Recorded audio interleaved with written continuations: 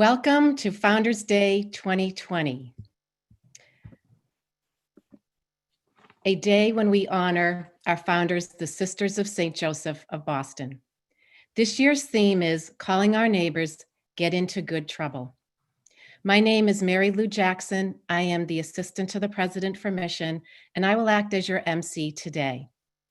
On behalf of President Hayes and the Dear Neighbor Task Force, the steering committee for this event, we welcome all students, all faculty, all staff, our Board of Trustees, the Associates and Sisters of St. Joseph of Boston, our alumni, our LARC community, and Regis North, with a special shout out to the Regis North students who submitted amazing research proposals in connection to Founders Day. At Regis, as an institution, we've made a commitment to do better, as indicated in President Hayes' important statement this past summer. So this year's Founders Day is an opportunity for all community members to engage in a day-long dialogue on racism, equity, and justice. We will be challenged, but our hope is that we will also be inspired, especially inspired by the life and legacy of the late Congressman John Lewis. More to come in the day, but please allow me to go over a few details. This session is being recorded. When we go into breakout rooms, those sessions will not be recorded. Please use your speaker view versus gallery view, otherwise known as the Brady Bunch view, so that when a person is speaking, the person is highlighted in your view. All participants are muted except for speakers, of course. If you lose connectivity during the day, either in the main room or the breakout room, just dial back into your Zoom link and we will readmit you. When we have our panel discussions, please use the chat box to ask questions of panelists. Please keep it to questions only. We have a wonderful tradition at Regis to use the chat box as a place for shouting out positive messages. We want to kind of keep track of those questions today, so please use it for questions only, but please feel free to share your positive messages at the end of the day. Finally, we encourage you to fill out the 1-minute survey. You'll find the link in the chat box later in the day. And now, with great pleasure, I introduce to you our students, Dimitri Stewart, Rashell Mezquia, Sister of St. Joseph of Boston, Mary L. Murphy, who will offer opening remarks, and Father Paul Kilroy, who will offer an opening prayer. Dimitri. Welcome to Founders Day 2020. My name is Dimitri Stewart, and I'm a junior studying business at Regis. Hi, everyone. My name is Rashell Mezquia. I'm a sophomore studying nursing with a Spanish minor at Regis. Today is such an important day for the Regis community, and it has been meaningful for us in the past. We are so glad that you're here to join us. Now, to tell you a bit more about why we celebrated Founders Day, we're pleased to introduce Sister Mary L. Murphy. Thank you, Dimitri. Good morning, everyone. My name is Sister Mary, and I am currently the director of the Honors Program at the college. I am speaking this morning from the Holy Family Chapel of the Mother House of the Sisters of St. Joseph in Brighton, Massachusetts.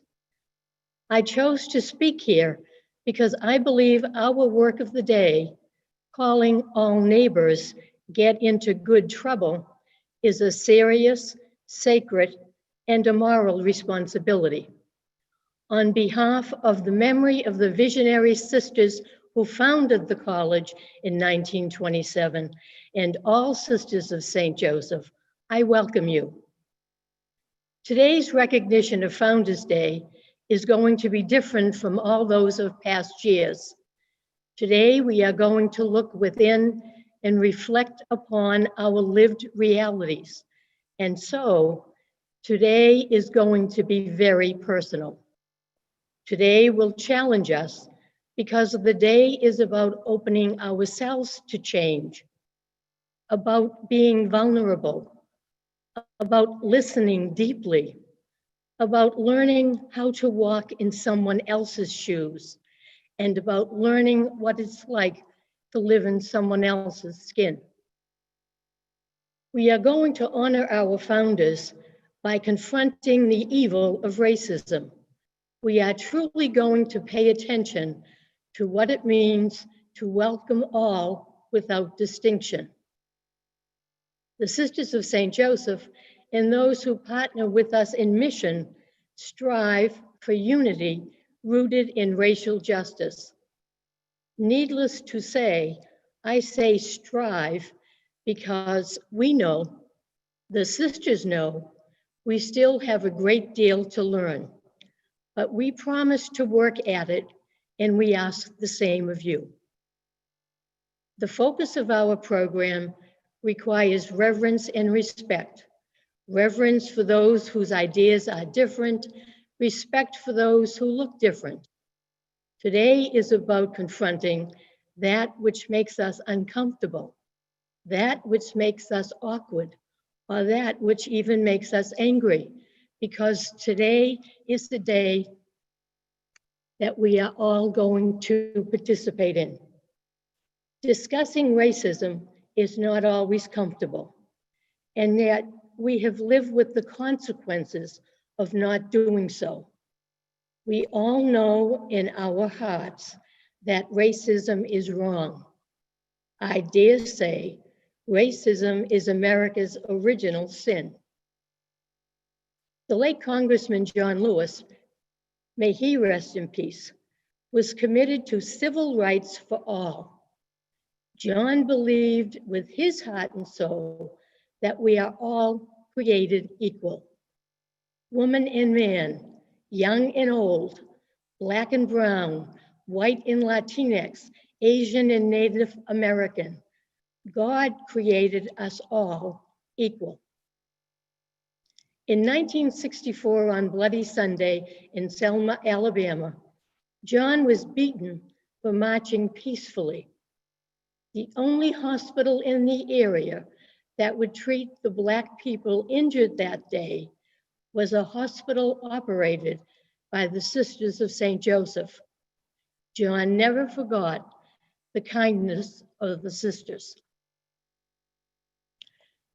The day before John Lewis died, he challenged the young people of our country, and he said, "Walk with the wind and let the spirit of peace and the power of everlasting love be your guide." Today, it is your turn to get into good trouble. It is your turn to make some noise. Your turn to make a difference. Pay attention and become the conscience of the college. In turn, become the conscience of the country. I believe with my heart and soul that this time, yes, this time, Black Lives Matter. We will make a difference. This time, we will do better. This time, we will keep our eyes on the prize. This time, we will accomplish our goal, that all may be one. God bless us all on this journey. Good trouble means to do what is right first, no matter the outcome. The past year has shown how important it is to speak up about injustice. We must always take the risk for what is important and right, because that is how we bring about balance and peace. Many hesitate to speak up because of the consequences that may persist. Last spring, the Center for Service and Ministry, along with the Center for Inclusive Excellence, the Department of Humanities, created a civil rights pilgrimage, which I was fortunate to be a part of. One of the most powerful and unforgettable experiences I ever had was walking across Edmund Pettus Bridge, just as Congressman John Lewis walked and was almost killed on Bloody Sunday, and where Dr. Martin Luther King stood with brave men and women also during his subsequent protest and fighting for the racial injustice. On my civil rights pilgrimage, I learned about the determination that was needed to push through and prevail during the struggle. It showed me that the main people of the civil rights movement focused on the bigger picture, obtaining justice and peace. So no matter what trouble it is, if it is good trouble, then it's necessary trouble. Founders Day is extremely important to me because I believe a reflection within myself is a way to recognize the ways I can improve and is essential to growth. The change starts with us, The small things we say or do can be enough to have an impact on others. We cannot change the entire world at once, but we can do our part in blossoming within ourselves. Founders Day helps us to take a glimpse within ourselves and apprehend the things we should improve, the things done well, and the things that shouldn't be done at all. This day also inspires us to get into good trouble, like Dimitri said, encouraging us to bring attention to the things we know are wrong. We should use today as a way to flourish and become the best possible version of ourselves. So an overview of today, we will begin with a live panel session called The Stories We Learn, The Stories We Are Taught, and The Stories We Unlearn. This panel talks about the role racism has played in how we understand ourselves and the relationship to those in our immediate circle. This will run from 10 a.m. to 11:15. After the session, we will have a small group discussion from 11:15 to noon. Session 2 will consist of a live panel conversation called Anti-Racism and Good Trouble. This will be following the reflection, and this session will inform us on how not being racist is not enough. We need to actively be anti-racist. We will hear from others and how they have practiced anti-racism and how we can get into good trouble. Following this, we will engage in our small groups in a closing reflection with the lingering question, what can I do to be actively anti-racist? And what cause do I want to commit to get into good trouble to advance? From 2 to 2:45, we will have a small group discussion and call to action. Then the closing session will be from 2:45 to 3, where we will hear from the lovely President Hayes and John Lewis's final words in the New York Times op-ed piece read by Dimitri, Stewart, and I. Some community guidelines for us to follow today are to be respectful and patient with others. Allow others to finish their statements, thoughts, or feelings. Use I statements. Keep the focus on yourself and your own experiences and not others. This is a day of learning and not a time for debate. Notice your own defensive reactions and attempt to use these reactions as an entry point for gaining deeper self-knowledge rather than as a rationale for closing off. Differentiate between opinion, which everyone has, and informed knowledge, which comes from sustained experience, study, and practice. Hold your opinions lightly and with humility. It bears repeating, we are all here to learn. We now introduce to you Father Paul from Center for Ministry and Service for an opening prayer.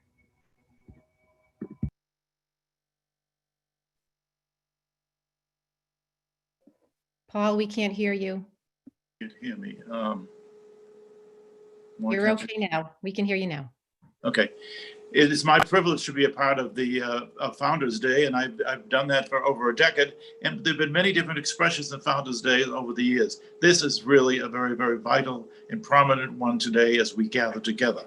And I echo the words of Dimitri, whom I was privileged to travel with to Alabama and Georgia with 12 other members of our student and faculty community on the Martin Luther King pilgrimage, where we visited Birmingham, we visited Selma, we visited Montgomery, and we visited Atlanta. And we saw so much of the history of what it is we talk about and the reality today.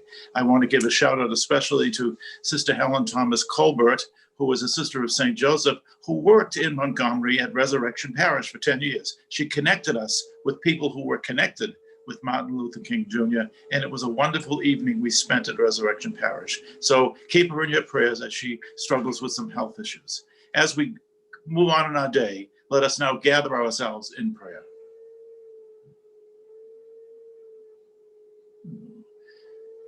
Oh, gracious God, you call us together today for our annual Founders Day, a day specifically designed to highlight the values of our founders, the Sisters of St. Joseph.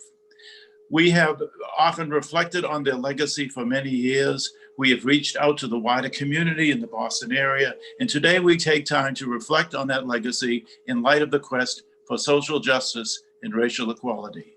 We come here this day, gracious God, because we need to step outside our comfort zone and walk together on this journey.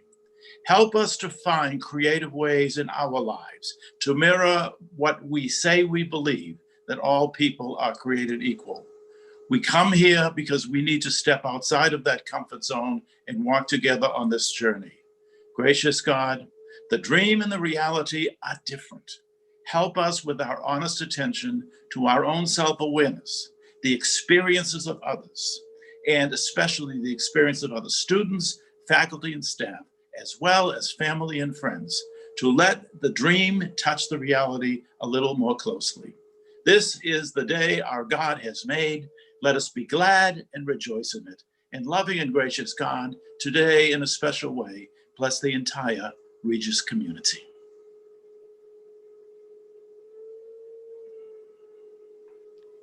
Thank you very much. Thank you, Rashell. Thank you, Dimitri. Thank you, Sister Mary. Thank you, Father Paul.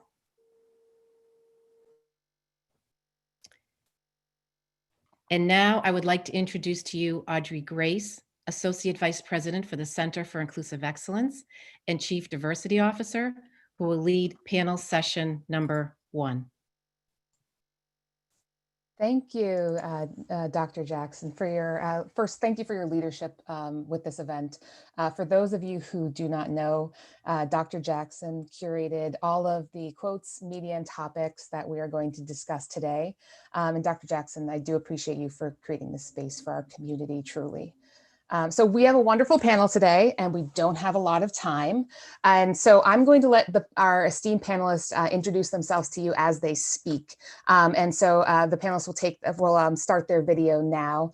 For those of you not on the panel, if you don't mind turning off your video, that will just help us see our panelists a little bit better for those who may not be in the speaker view right now, although we asked you to be in speaker view. But to kick off this panel, I'm going to start with a video. So throughout the month, as part of our 30-day racial equity challenge, we've been sending out videos that were selected to support Founders Day. And one of them is a TED Talk from Vernet Myers, who is now, among other things, the VP of Inclusion Strategy at Netflix, hashtag Dream Job. So we will use this video as a guide for this particular panel. And so in her talk, How to Overcome Our Biases, Walk Boldly Towards Them, Vernet Myers talks about 3 steps to reframe and reform our images of Black people and Black men in particular. And so this video was from a while ago, but many of her lessons also apply to today and also to other forms of unlearning and stories and assumptions we're taught. So her first step is to look out for our biases. And so I'm going to open with a quick clip from her TED Talk.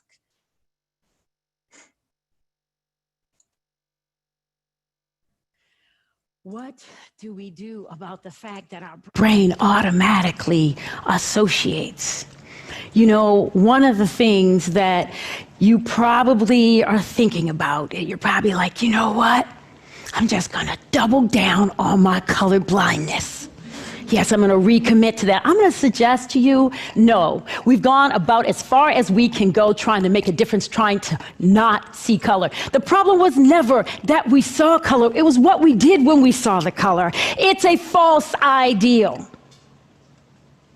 And while we're busy pretending not to see, we are not being aware of the ways in which racial difference is changing people's possibilities. That's keeping them from thriving, and sometimes it's causing them an early death. So, in fact, what the scientists are telling us is it's no way. Don't even think about colorblindness. In fact, what they're suggesting is stare at awesome Black people. Look at them directly in their faces and memorize them, because when we look at awesome folks who are Black, it helps to dissociate the association that happens automatically in our brain. Why do you think I'm showing you these beautiful Black men behind me? There were not enough, there were so many, I had to cut them. Okay, so here's the thing. I'm trying to reset your automatic associations about who Black men are. I'm trying to remind you that young Black men grow up to be amazing human beings who have changed our lives and made them better. Wonderful. So that sets our context. And so I want to turn to our panelists today. And I don't want to give your bios short shrift, but if you could, we're limited in time. So if you could introduce yourself, but when you're talking about who you are, if you can also talk about what brings you to this moment today, to the chair you're sitting in today, and what was your journey And how do you think your journey in particular, whether it be personal, professional, or educational, has impacted or shaped your implicit or unconscious biases? So why don't we start with, who wants to start today? I'll throw someone under the bus. I'll volunteer. You. Well, good morning, everybody. This is a really great honor. It's wonderful to see everybody. My name is Jenny Vernet. I am an alumna from Regis College, class of 2018. I'm really excited to be here. And what a question. That is a really great question, a bit loaded and emotional. And if you know me, I'm a talker, so I will do my best to describe what I call a continuous journey of decolonization, self-love, and Black joy, concise. And I'd love to note that Black joy is a revolutionary act. And what brings me here today is, I'm a dark-skinned Black woman, and I grew up in a predominantly white area for a majority of my life. So being a dark-skinned Black child and then girl and young adult, the experience is something that I almost can't put into words, but also an experience that I cannot stop reflecting on. And coming from a predominantly white area to then being in a community, right? When I went to Regis College, I saw other folks that finally looked like me. And what happened there was that I then became insecure in my Blackness because of the experiences I had in, the predominantly white schools I went to. And so it was such a conflicting, and it's been a conflicting journey. And I'm so proud to be where I am today, as I've had to really think about the ways that I've been told and I've been socialized to think about myself, to think about folks that look like me, and then the ways that I navigated and continue to navigate because of those messages. And it's been a long journey, and it's still a continuous journey, but truly it's been an experience of affirming and realizing my Blackness and really loving all of me 155% times infinity. And I think I'll leave it there. But I'm proud to be here in this moment today, and thank you all for having me, and I look forward to the rest of the panel, and I'll pass it on to another panelist. Thank you, Jenny. And I'm 155% proud to have you here too. Now, how about Megan or Brandon? Okay, I can go ahead. All right. So good morning, everyone. My name is Megan Gibbons. I'm director of the Center for Global Connections, and I'm really excited and pleased to be able to participate in my very first Founders Day. So when I think about my journey, it's connected in many ways to my father's occupation because I was born into a military family. So when my father graduated from college, he had been part of the ROTC program. He was commissioned as an officer in the US Army. And the military lifestyle certainly shaped my identity. It shaped my worldview. And I'll come back to these influences later in the panel. But for now, the important piece, I think, is that by the time that I was 16, my family and I had moved 8 different times. And we'd spent 5 years living outside of the US in 2 different countries. And even though I was born in Manchester, New Hampshire, most of my elementary and middle school education took place outside of the New England context, in North Carolina, in Virginia, Michigan, and Panama. So I attended pretty much every type of school there was: public, private, parochial, Department of Defense, even an Italian preschool. And from a very early age, then I was introduced to different cultures, different languages, different geographical regions of the US, and of course, a whole lot of really fascinating people who weren't always the same as me, which is to say, a white female US citizen. So it's also important, I think, to note the impact of my parents in this context and on this journey, because they welcomed everyone into their home. In their mid-30s, when we were living in Panama, they tried to learn Spanish, and tried is the key word there. They brought home local foods for us to try. They took us exploring, and whether that was through the trails in the Blue Ridge Mountains or looking at the Spanish ruins on the Panamanian coast, they sort of modeled for us a healthy curiosity about others. But the family dynamic changed when I was 15, and two important things happened. The first is that we adopted my sister. The second is that my father died unexpectedly. So my sister is a Guna Indian, formerly Kuna Indian, but now Guna. And the Gunas are an indigenous community that live on or near the San Blas Islands off the coast of Panama. So if you were to see us together side by side, you'd note that we don't resemble each other at all. I'm 15 years older than she is, about 10.5 inches taller. She has beautiful black hair and eyes and beautiful brown skin. And when we adopted her, we were living in Panama at the time. And we were living in a community that was really quite diverse in many ways. And I didn't think much of these differences. But then my father died unexpectedly. And my mother was forced to bring the four of us back to the US, and she decided to go to her own home in Western, predominantly white Massachusetts. And so then I realized very quickly that people were puzzled by my family, including my own family members.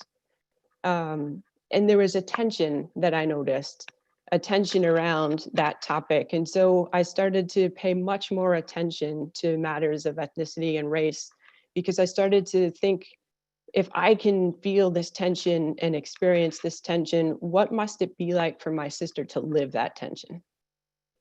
And so it became a real important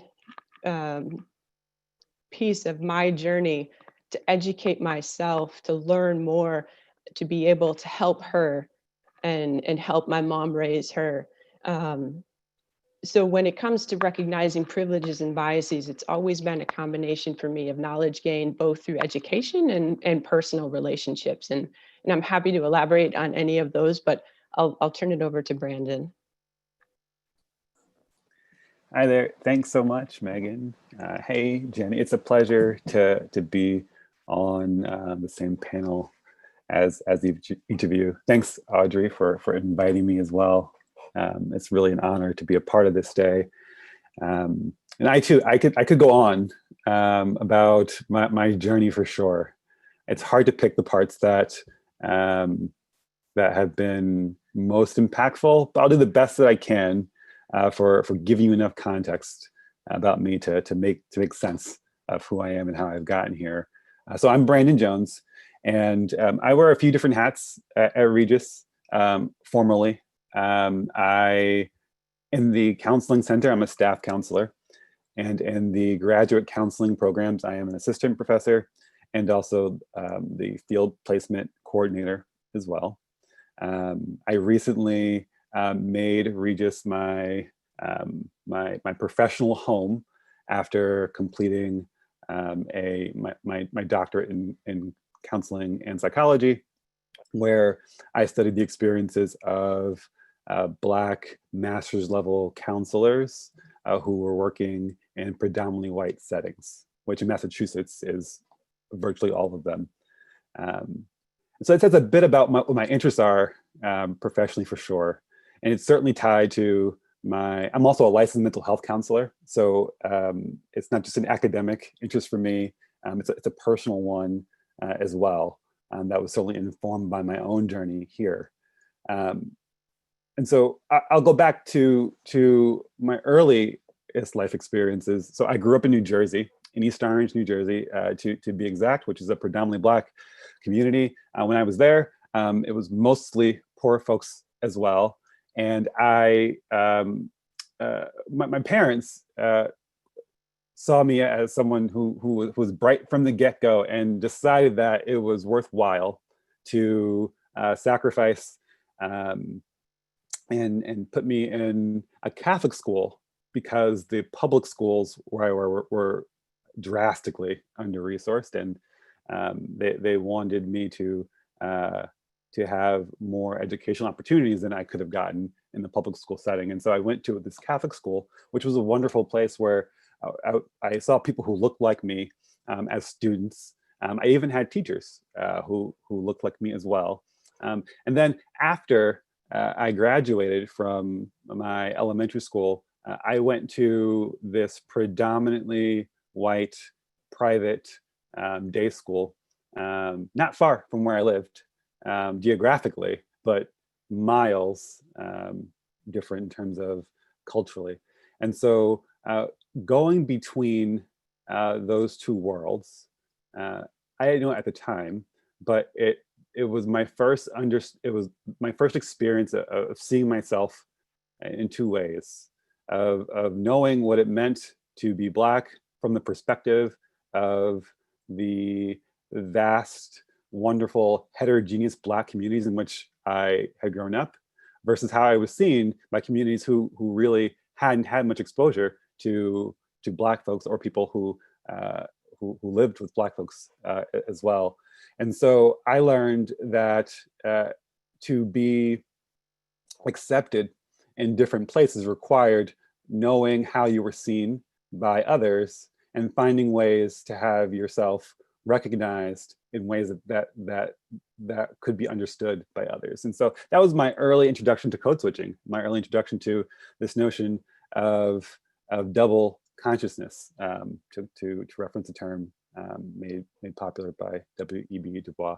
And so fast forward from my high school experience, I then went to a predominantly white institution in Western Massachusetts, and then took a brief detour to live in Germany for about a year playing professional basketball. Then coming back to the United States, briefly trying to live out my dream to play professional basketball there too, didn't work out. I had to stop and I had to reconsider, what am I going to do with my life now? And I actually got a job working as a mental health case manager in East Orange, the very place where I had grown up. And there was something about returning to where I had left, where I had grown up, and seeing people who grew up in the exact same community as I did, who I knew to be brilliant, who I knew to have to be as equipped as I was to make the most of my opportunities, but just had vastly different cards dealt to them, and how the opportunities that are afforded to people are not the same, and how that impacted I reflected on that, and in that moment committed to working toward making sure that we are creating systems that dole out opportunity in equitable ways. And so for me, that became my professional commitment.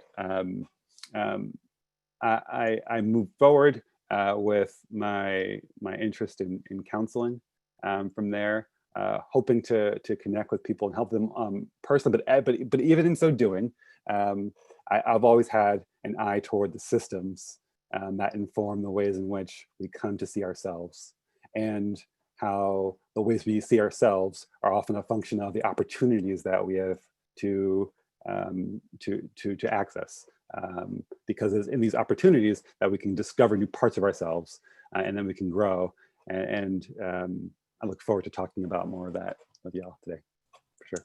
Well, this is why I'm so excited to bring this group together, because you all have different and wonderfully different perspectives because of your upbringing, your exposure to difference, and your exposure to people who are highlighting those differences to you. And so the next part I want to talk about is similar to what you're talking about, and Brandon mentioned the systems, and Jenny talked about sort of these sort of images and stories we're sort of growing up with. And Meyer's second step that she talks about is to expose ourselves to counter stereotypes. And I can share my screen really quickly because to give her her full credit for her words. But essentially, she frames biases as the stories we make about people before we know who they actually are. And she also challenges us, but how are we going to know who they are when we've been told to avoid and be afraid of them? So I'm going to tell you to walk toward your discomfort. I'm going to say, go deeper, closer, further, and build the kinds of relationships, the kinds of friendships that actually cause you to see the holistic person and to really go against the stereotypes. Another quote I want to quickly highlight for you is by another one of our experts that we showed in the videos, and this is Bertundi Thurston, who said, essentially, to highlight a quote at the end, that the last sentence, systems are just collective stories we all buy into. When we change them, we write a better reality for all to be a part of. And I'm asking you to use our power to choose. I'm asking us to level up. Now that kind of reminds me of what we just shared, Brandon, about the connection between our education, which is essentially someone telling us stories and someone in a system that is shaped for us.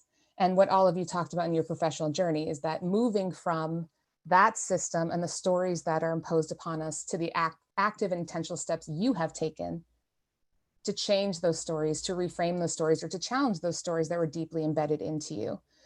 So my question to you now is, what are the stereotypes and assumptions that you have had to unlearn about your own identities or the identities of your family members? And so how did you go about doing this? Some of you touched upon this. What are the active and intentional steps you've taken to unlearn the stereotypes and attitudes you've come to know or believe to be true because of your upbringing?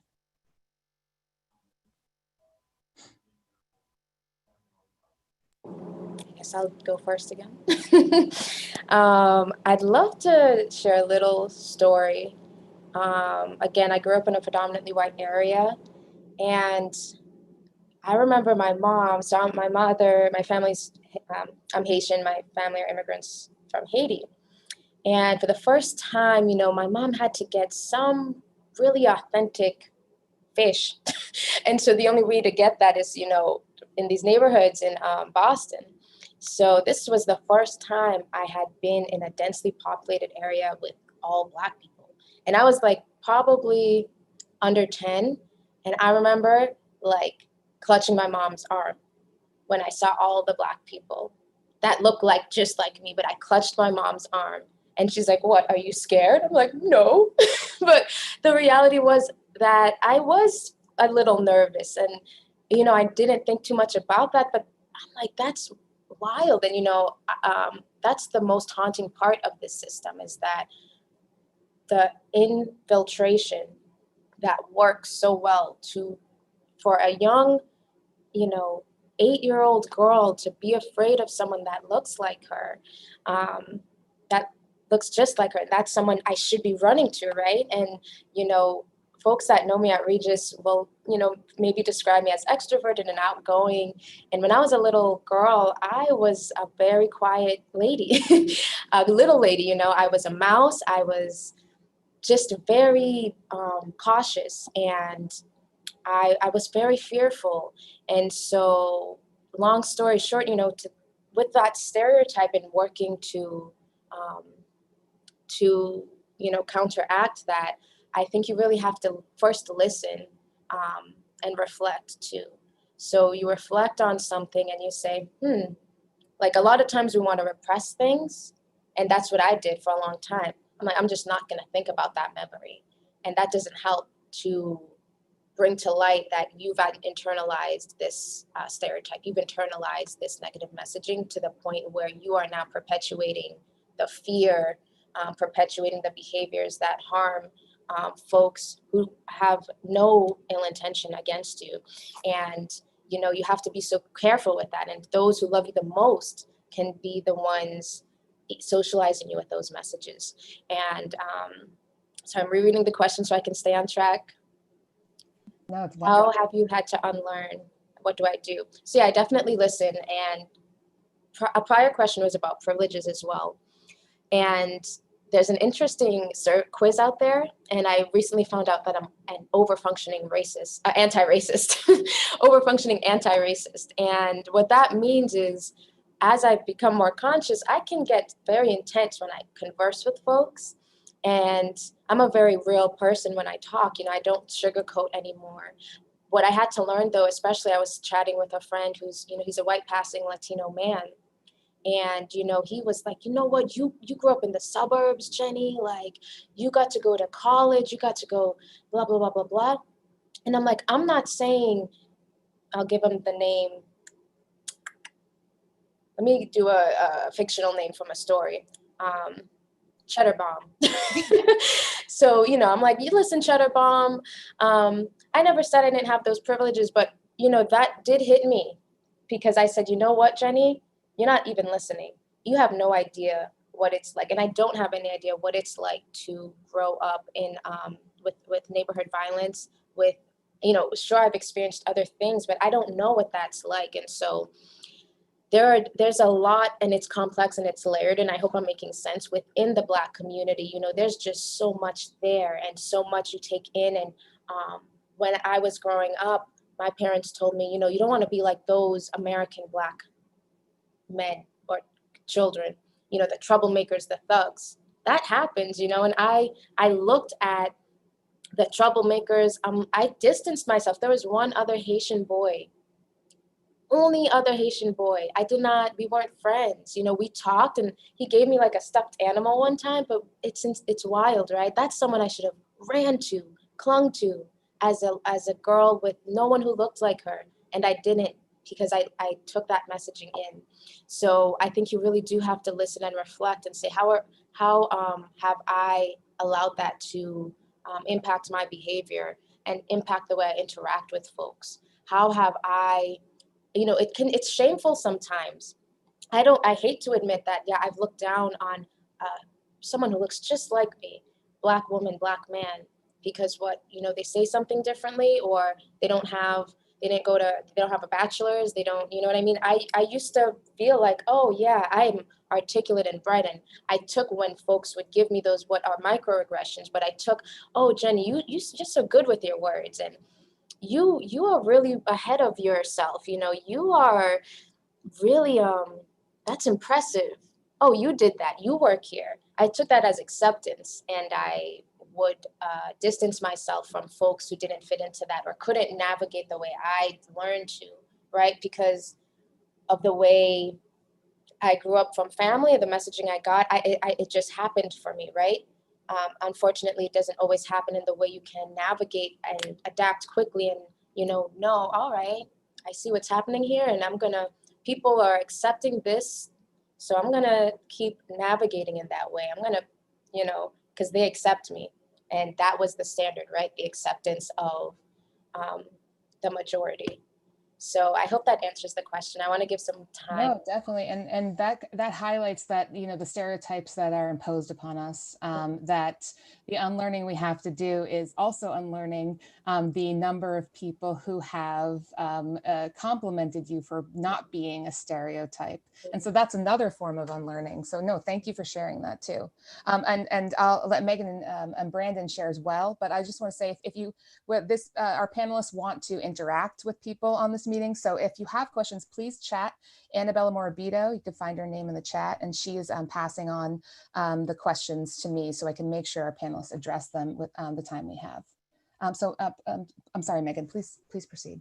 Oh, okay. So thank you, Jenny, for that. It's interesting because I've been thinking a lot about listening and observing and how that fits in this conversation. And, you know, when I watched the Myers video and she talked about what's your default, and clearly I could relate, you know, to a white default, in some cases a European default.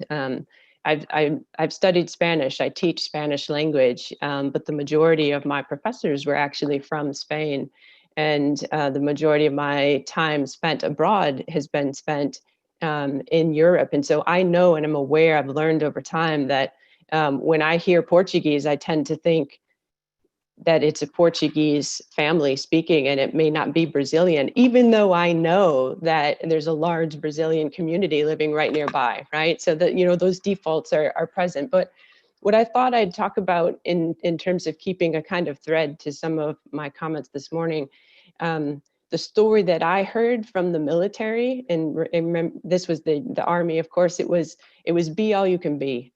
And I want to focus on that a little bit because I realized in time that I had internalized this belief that anyone can be successful provided they were disciplined and a hard worker, right? So in the Army, be all you can be. Your religion didn't matter, your ethnicity, your skin color, none of that mattered.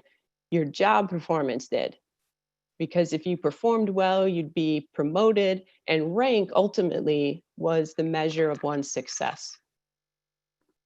So I didn't actually, to be perfectly honest and transparent, I didn't actually first question this belief from the lens of a racial identity, but rather from my identity as a young woman. And here's the reason why.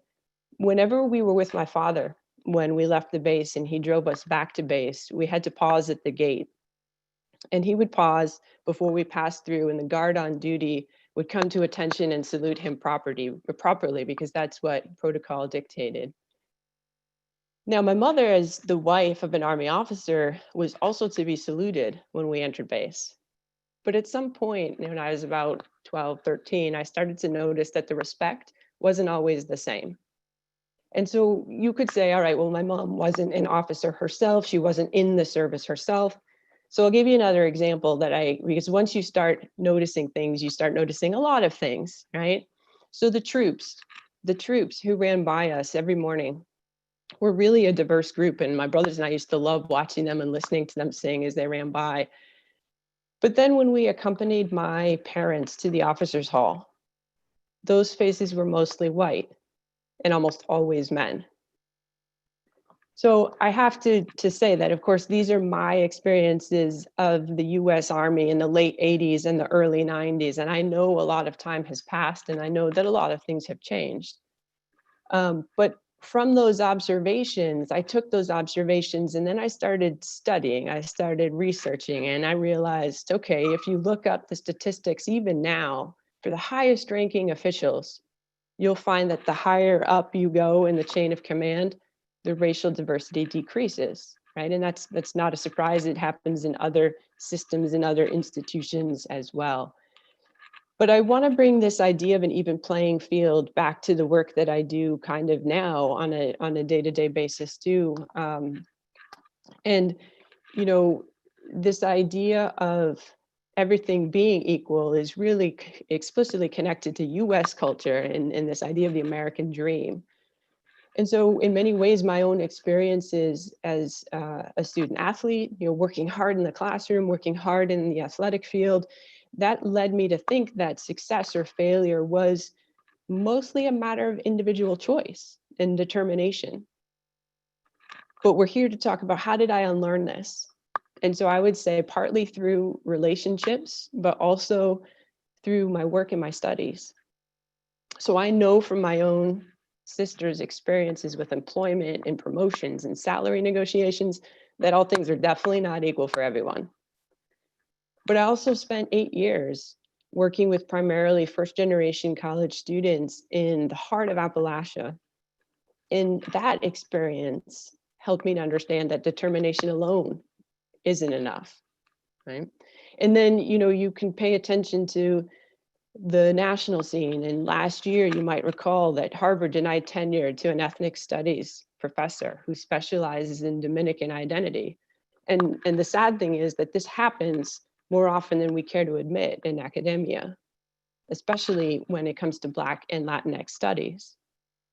And even just this week, you might have noticed there was a story about the University of California admissions scandal, right? And so once again, we're reminded that merit alone isn't enough. So it's listening, for me, it's been listening, it's been observing, it's been studying, posing a question and then trying to find an answer to it. But I still catch myself in that. Sometimes I remember when I was tutoring my sister, I'd think, are you really trying? Are you really working hard enough here? Is that the issue? And you said, wait, no, stop yourself. There are probably other factors involved. So I'll kind of pause there. I want to make sure Brandon has enough time. But thank you. No, thank you for sharing that too. And thank you for sharing that experience of sort of seeing these stories and these systems not reflected in reality. So, you know, highlighting the fact that proclamations of fairness and equality don't always manifest themselves because of the systemic stories that are embedded. But I'll let Brandon share. Sure thing. Thank you. A couple stories come to mind, and I think I'll tell parts of each. Well, one of them was my transition from my elementary school to high school. So you should know that my dad is a teacher, was a teacher, still is a teacher. And at the time, he taught at this all boys school in East Orange.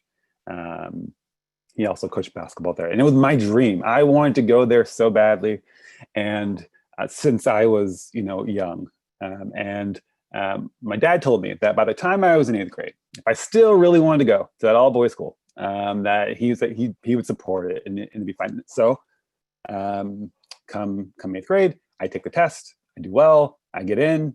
And my dad goes, just take this other test too. It'll be fine. Just do it. And so I took this other test. It was an independent school entrance examination. I forget the acronym for it.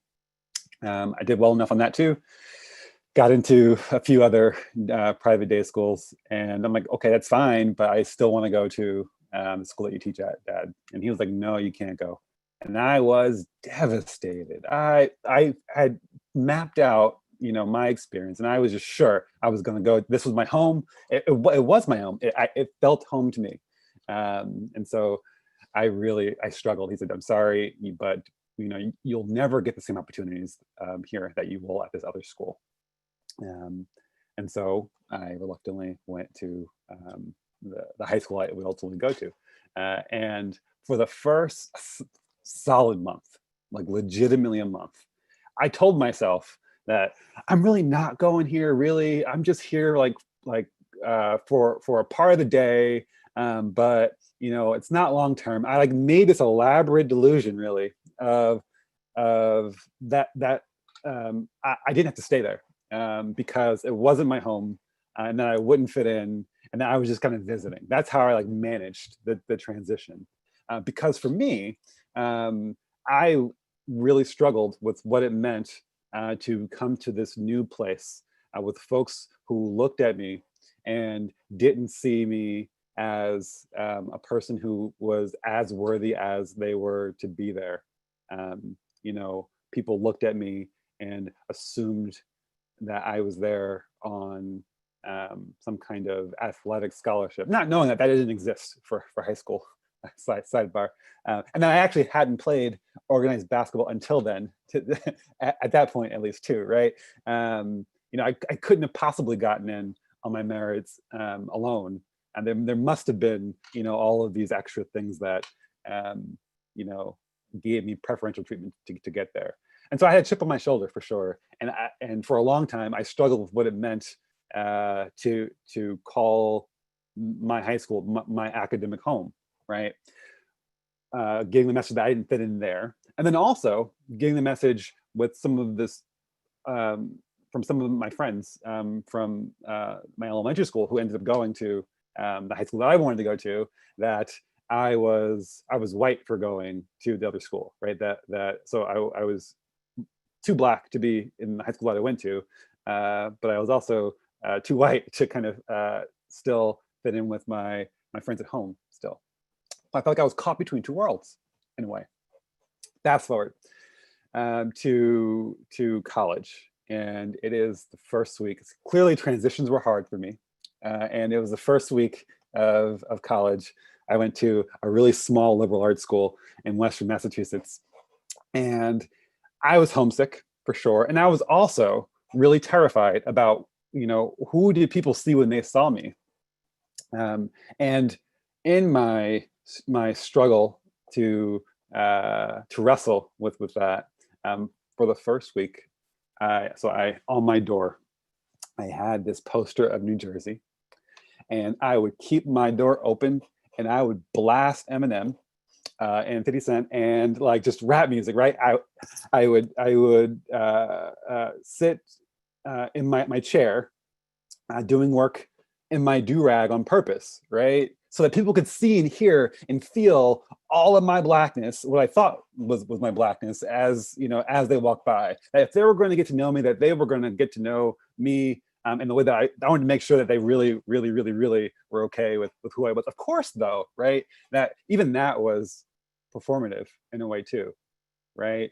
And so what I'm really getting at is, for me, I've had to do a lot of learning about how I've internalized, or I had internalized, this idea that I was a representative in some way of Black culture more broadly, and that it was important to resist that in some ways, but also that I had actually attached myself to it in some ways too, and that doing that dance, sort of that struggle of moving back and forth, in some ways perpetuates those norms and those stereotypes too. And so I had to learn how to recognize that and to resist the urge to engage in that kind of dance. And so stereotypes will come up some more for us, but I wanted to share those two stories as how, that played out for me in real life, for sure.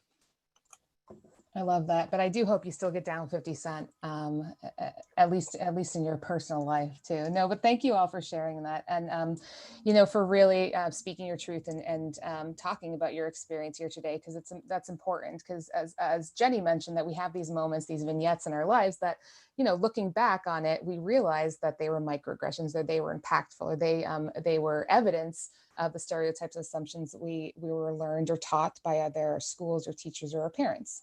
And it's important to reflect back and recognize those things.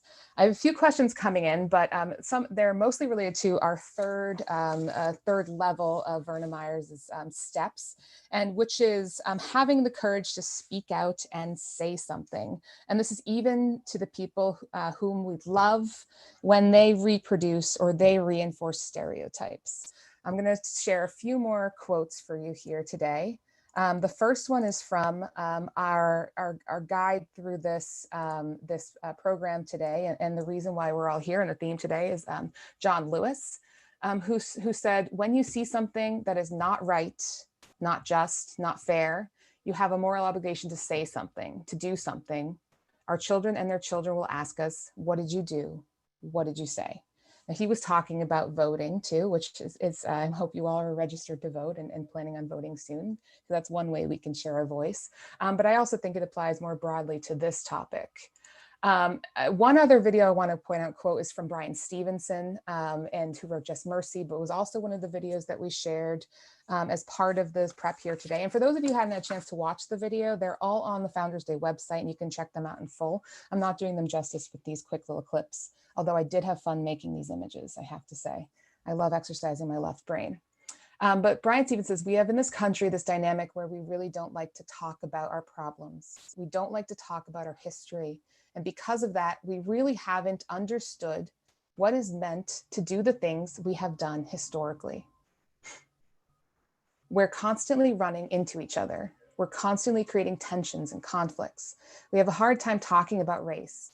And I believe it's because we are unwilling to commit ourselves to a process of truth and reconciliation." And so he's also talking about similar to standing up and saying something and sharing your story and being honest about race and how that has impacted our lives. So I want to talk to you, the panelists, who have gone through this journey, who have challenged stereotypes and assumptions in your work and in your personal life. And ask you, what is your best advice for everyone listening in today and everyone watching here today and everyone who will watch this recording later on? What is the best way to speak up and to speak out and talk about race or racism? And then a few of the questions coming in are asking, what specifically can Regis do? And this is what brings us together as Regis College. What specifically can we do at Regis to speak out, to talk about it? To talk about race or racism. And I'd be interested in, maybe we can go in reverse order here today. I don't want to throw you off, but Brandon, I'd like to start with you if I may. Sure thing. Can you say the different parts of the question one more time for me, please? Sure, I love a good compound question myself, so I'm sorry about that.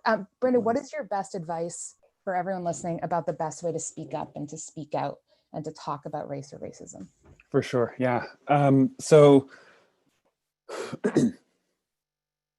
a couple things. One thing would be to be in touch with your commitment. To whom are you committed? To what are you committed? And you want to foreground that. So for me, I am committed to an anti-racist intersectional feminism. That's part of how I actively try and show up in the work that I do. And so what that means is that I am committed to analyzing the ways in which white supremacy and patriarchy play out systemically wherever I am. And so I try and hold on to that because one of the things that happens when we are confronted with racism, sexism, with all kinds of isms, is that it can be destabilizing for us. And we can, it's stressful. And so me remembering that I'm doing this because I'm committed to this work, because I'm committed to equity, helps to center me. I think it's really important. Similarly, again, right, encountering injustice can be destabilizing. And so I would also say that it's important to soothe oneself as well. Take a deep breath, whatever you need to do in order to calm down your nervous system is probably helpful. Because this next part, I think, is, so once you remember your commitments, for me, that's also, as to say, being aware of what your values are. And then once you're able to kind of soothe yourself, the next thing is to take some step toward other people that's also toward equity at the same time. And so those are two different spectrums that I think about. I think about, okay, how can I act in a way that promotes equity? One, and then also how can I act in a way in which I am recognizing the inherent humanity in the other, and I can move toward more authentic connection. I try and do both at the same time. Because one of the things that happens with systems of domination is that they can be dehumanizing, and they can have the impact of having us otherize other people, and that can make it harder to move closer together. And so those are some of the strategies. Like those are some sort of the standpoint from which I sort of ground myself before I take action. Yeah, no, thank you for that. Do you mind sharing an example of what you mean by walking towards equity and how Totally. that speaks? Yeah. Sure. Yeah. So there an example comes to mind of, so I am a part of a church that's local, and we do a celebration on Palm Sunday that has a parade in it. And the church that I'm a part of also rents out space to other churches, other Christian churches of different denominations that are primarily composed of folks from a variety of other ethnic groups. Mostly, there's a Brazilian community, and there is also an Asian community on our campus too.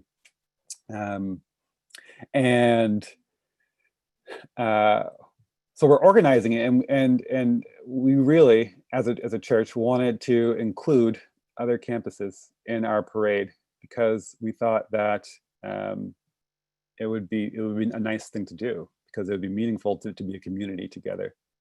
And so we went full steam ahead with planning it all out, and we had made a plan to ask the other communities to change their service times, do all these things to kind of help get, to help make the day sort of come through. And I mean, full steam ahead, right? We're a hands-on community, and thought that we were being led by a spirit of unity. And I believe that that's true. That it was coming from a spirit of unity. However, it became really clear that we were also operating from a position of imposing what we thought would be our standards upon everyone else, right? So here's what we want to do. And so if you want to be a part of it, other communities, you can change everything you do, and all the way that you worship in order to join us. And hooray for unity, right? And so it became really important for me to, when I noticed that was sort of our process, to talk about it, right? So hi, folks who are planning, I want to validate, right? So I validated sort of the sort of spirit of unity, is that I'm with you. I also believe in unity. And also here are some things process-wise that are happening that let's think about what this might be like from their perspective. If we really value them, if we really want them to be a part of this, if we really want this to be a truly collaborative effort, then it has to actually be collaborative. And so it's me saying, I am with you in spirit, and our process is totally inequitable. What can we do differently? How can we actually be collaborative? And so for me, I was the only voice that spoke up about it. And so I had to make a decision for myself. Am I going to go along with it, knowing that the intentions are good, but the impact might be actually harmful? And so I was sort of in touch with sort of my commitment, right? That I believe in equity. This is not equitable, and so I want to be concurrent with my values. And I care about this community. And if I care about this community, then I can demonstrate my caring by saying something too. So that's one example. No, thank you. That's perfect. And so Megan, how about I'll repeat the question, because so what is your best advice for the best way for people to speak up or speak out to talk about race or racism? Sure. One of the things that I've recently discovered in doing some of my own reflection is that I've been on this journey for a while, and the journey has different paths and different chapters, and it's changed now that I'm a parent as well. But I think I've been on this journey a lot of the time in my own head, and others around me wouldn't necessarily know what I'm thinking about, what the conversation is. I'm a very private person, and I haven't been as vocal as I should have been, I realized, in raising my daughter, about everything we're talking about today. So one of the things that I'm thinking of is simply, you have an opportunity here on Founders Day. The college community is providing spaces for you to listen to the voices of others, but also for you to find your voice. I tended to be the student who didn't really talk a whole lot in the class. And so there's a lot about, this forum that makes me uncomfortable, but I wanted to do this. I felt I needed to do this. This was an important thing for me to do for myself, but also for my daughter, because I've recently heard her ask my husband, questions that are really painful in terms of her, her role as a young woman, her role as a white girl, right? And so I'm thinking, how can she be saying these things? The forces are so strong. I believe this, and I thought that I was making that clear, but I wasn't vocal enough at home. So if you're one to be reticent and shy and not feel comfortable leaning into that discomfort, my message, I suppose, is just start today. Do the reflection that you're being asked to do. Re-examine, if you need to, what you've learned about US history. Those brief little paragraphs that really don't tell you anything, and they're all wrong, right? And I was just in a class the other day where the students were talking about how, it wasn't until halfway through their Regis experience that they realized everything they'd learned about Columbus was not true, right? So be willing to listen with humility. Be willing to challenge yourself to go to other places, learn about other cultures if you can. In my world, learning another language was a huge thing for me, because it brought me into contact in graduate school with people who are not from the US. And there were many times when the natural position for me to be in was sort of defensive, right?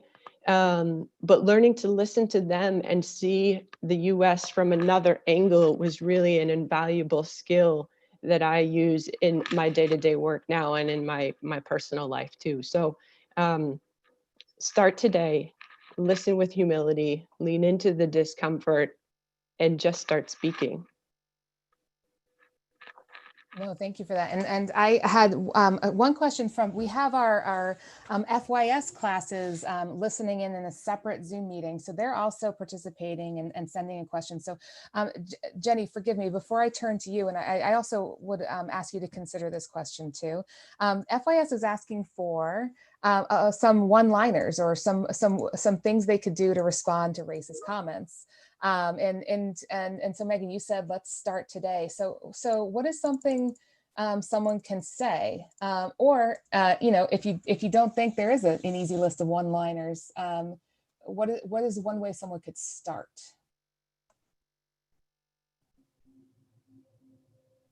Is this for me now or Megan? Do you want Megan to go first? Megan, if you could respond just quickly, because you said to start today, but Jenny, I would love for you to also touch upon this too. And I'll try to repeat the question again, although I didn't write it down. So it might be a little different when I talk to you. Megan, what do you think?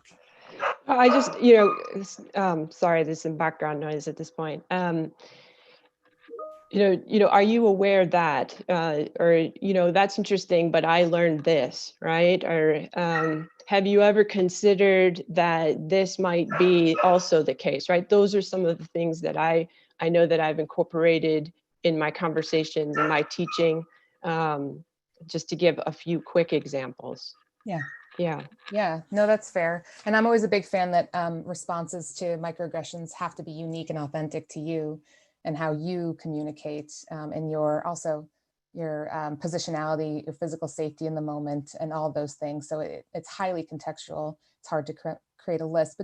But Jenny, how about your best advice to someone to speak out, and as a Regis alum, what you think Regis current students or other alums like you or other Regis community members can do to speak up, to speak out, to talk about race or racism?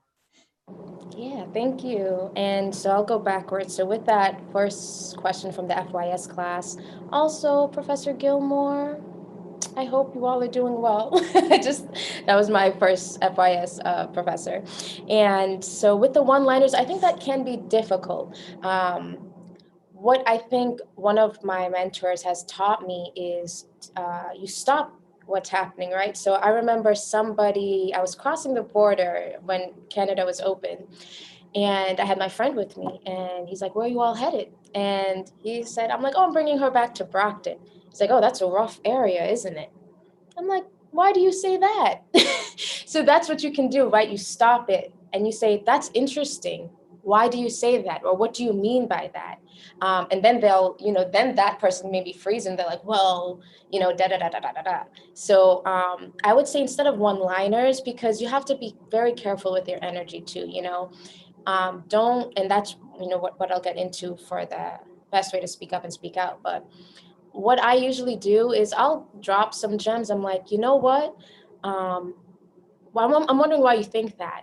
This is a great article. Sometimes I'll just drop a link, or I'll drop, have you read Robin DiAngelo's White Fragility? I think you'd find that interesting.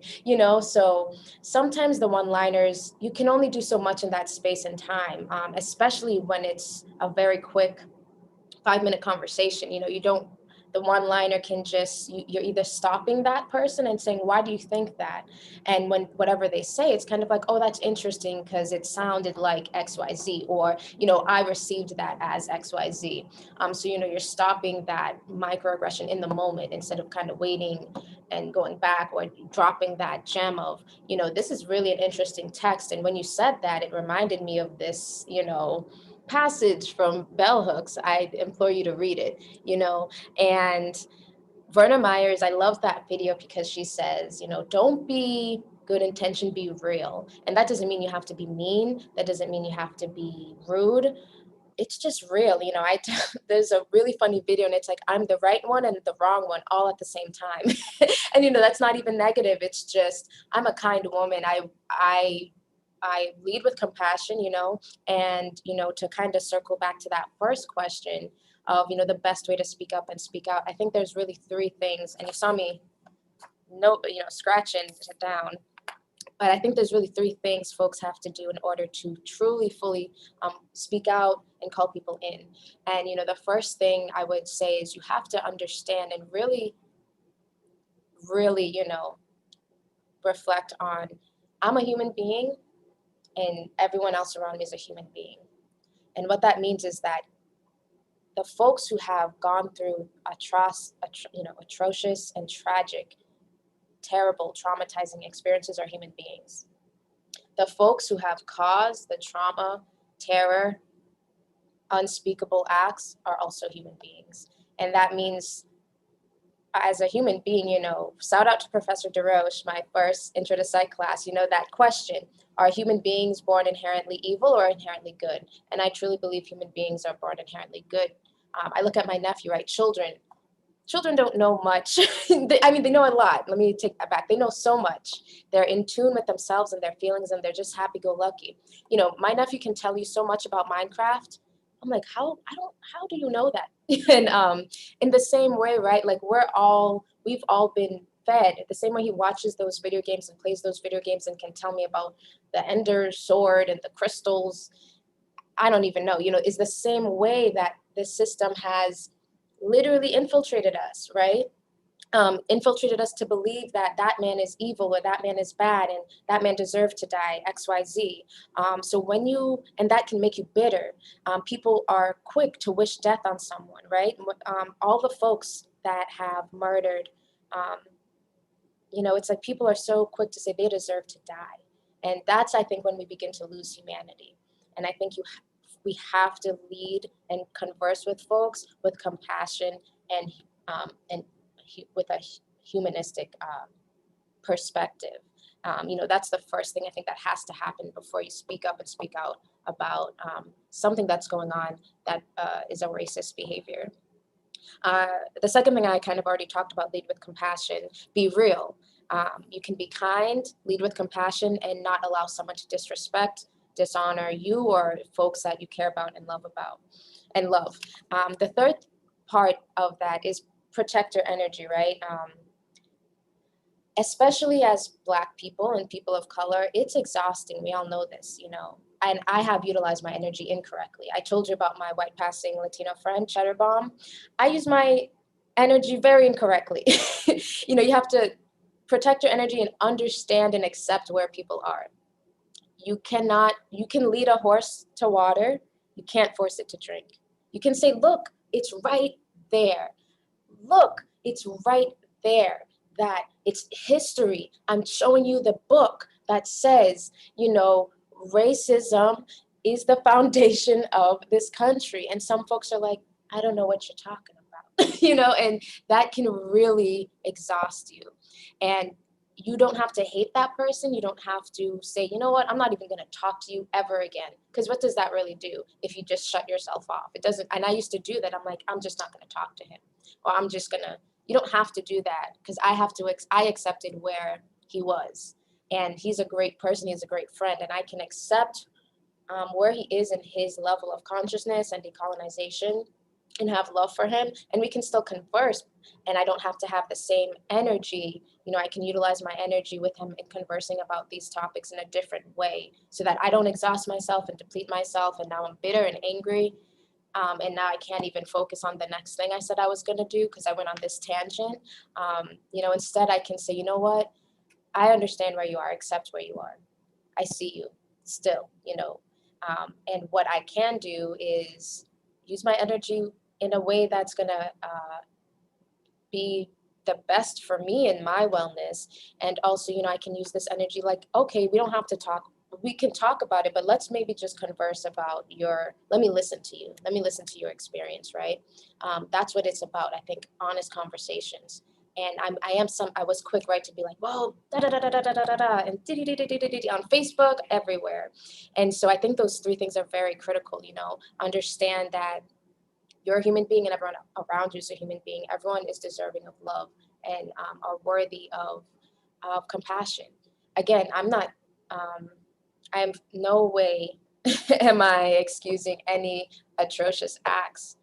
I think we have to understand we're all human beings, and human beings have done terrible things to each other, but we're still human, and we have to treat everyone with compassion. I don't wish death on anyone. I want folks to be held accountable. I want folks to get justice that they deserve, and I want folks to be treated humanely. Because if I now change and say, yeah, he needs to die because he killed somebody, where does my humanity go? You know, then I've just become as bad as this man or whoever. And, you know, yeah, I'll digress on that. And, you know, the second part is, you know, leading with compassion and humanity. And the third part is protect your energy and accept where people are. I think in terms of what Regis can do, and again, right, like it's been a journey. I'm not going to say I was not bitter for some time after leaving Regis and I didn't want to interact or, you know, but again, what does that do? Like Thurston, the young man on his TED Talk, he said, vengeance is not the mission, right? Change, action. We're trying to change the system. We're trying to put action in. So when I reflect and I say, you know, Jenny, what does that do for you to be bitter and angry about the experiences you've had? Your experiences are valid, yes. And now you're just sitting in this anger and bitterness. And for the alumni out there, you know, our experiences are real. And I know Regis has had made moves to allow space for us to talk about that. And, you know, I think we really have to heal. And what Regis can do, I would say, is continue that process of healing. Because if you don't heal, you can't save anybody else. If you're not saved, how can you help anybody? You have to heal. You have to release that so that you can move forward and not like Brandon was talking about. He had that chip on his shoulder.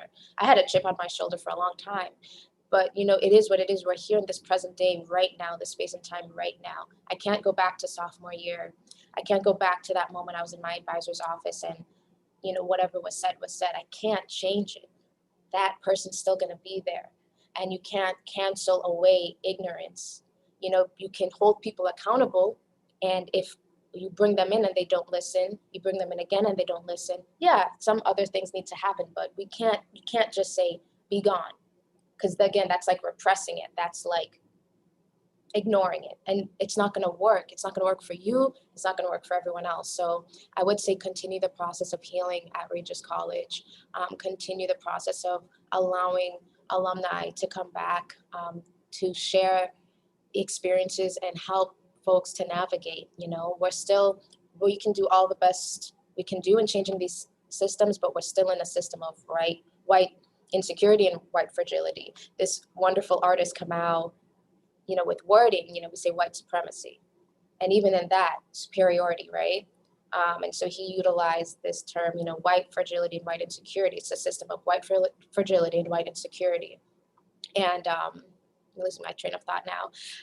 But I think we do need to come back in and help, because that was my dream. I'm like, I want to ensure that the students at Regis are aware of everything out there for them. And you know, it's been 2 years, and again, because I was bitter, I didn't re-engage. I'm like, I don't want to deal with that. And, you know, I think it's the timing was wonderful to be invited back in this time and space to share that experience with you. And I know I'm kind of going on to 11, 20 something. And I just want to say, you know, please heal, release, so that you can be the best you can be and be joyful. And I'll say it again, you know, Black joy is a revolutionary act. Your anger is valid, your feelings are valid, and the anger will destroy your soul. You know, Vernet Myers said it leads to an early death, not just physically, not just an officer shooting you, but spiritually, emotionally, you can die if you don't allow that anger to be released from your heart and your soul. So I will end there, and I want you all to be joyful because you're beautiful, like Vernet Myers says. I'm beautiful, you're beautiful, and I'm gonna stop there, so thank you. Thank you, Jenny. I really appreciate you framing this as healing. That sparked something in me that I wanted to return to, particularly because, you know, maybe this is partly the educator in me too, where the FYS seminar folks were looking for like, what do I say? You know, what do I do? What's a one-liner? How can I intervene? And I wanted to also reconsider that that sort of question to, and say that there is, how can I intervene when I see something racist, sexist, what have you? How can I like call someone in or call someone out and in that regard? But also, I wanted to put out there that, to paraphrase something that that Dr. Ibram Kendi often says, that denial is the heartbeat of racism, and that confession, likewise, is the heartbeat of anti-racism. And so I wanted to say that certainly put effort into how can you call people out and in, but because you're human, you're likely to also misstep. And so being honest about when you misstep, naming it, and trying to move to reconciliation, confessing when you've misstepped, when you've said something racist, done something racist, endorsed something racist, sexist, what have you, right? I think that's also a really important thing to be prepping for as well. Not just sort of the calling out and in, but also the, what do I do once I've misstepped also, right? Because ultimately I do think that it is a process of healing, right? And connection. And that's something to intentionally think about as well. Yes, thank you. Oh, this is wonderful. We had a few other questions that came in. One about code switching, and another one about just the sort of the water that we're all swimming in. I'm going to compile those and answer them in some way. There's also a beautiful article on the art of an effective apology and what that looks like, and I think that would be helpful for people going along with what Brandon said. I'm going to close with a quick quote that's going to lead us into our breakout sessions, which is coming up. But before I do so, I just want to give my deepest appreciation, thanks to our panelists today, for modeling what it means to effectively share your story, your truth, and your journey in a way that's true and authentic to you, but in a way that calls you to action, and it calls you to do better, and to be better, and to continue to learn, and to know that we're all not stagnant beings that have no learning to do ever in whatever we do. So thank you for that. And then I know everyone has to be on mute, but if you don't know, everyone's applauding very loudly for you all right now, just so you know. But before I turn to Mary Lou, I'm going to just share my screen one more time and read one more quote from Vernet Myers, if I may.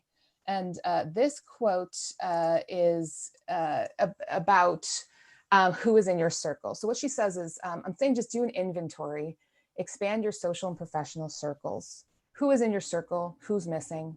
How many authentic relationships do you have with young Black people, folks, men, women, or any other major difference from who you are and how you roll, so to speak?